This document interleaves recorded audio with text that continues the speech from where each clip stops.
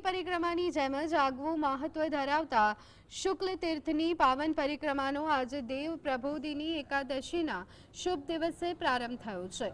નર્મદાના તટે આવેલા ઉત્તમ તીર્થના દર્શન અને પ્રદક્ષિણા માટે શ્રદ્ધાળુઓ શ્રદ્ધાભેર ઉમટ્યા। નર્મદા પુરાણ અનુસાર કારતક સુદ એકાદશીથી પૂર્ણિમા દરમિયાન શુક્લ તીર્થની પ્રદક્ષિણા કરવાથી પૃથ્વીની પ્રદક્ષિણાનું ફળ મળે છે અને પાપોથી મુક્તિ મળે છે। એવું મનાય છે કે કારતક સુદ 14ની મધ્યરાત્રિએ સ્વયં શિવ પાર્વતી પક્ષી સ્વરૂપે અહીં સ્નાન કરી પ્રદક્ષિણા કરે છે। ગિરનારની પરિક્રમા રદ થતા આ વર્ષે શુક્લ તીર્થના ધાર્મિક મેળા અને પ્રદક્ષિણામાં ભાવિકોની સંખ્યા વધી। મંગલ મઠના મહંતે પૂજન અર્ચન સાથે પરિક્રમાનો મંગલ પ્રારંભ કરાવ્યો।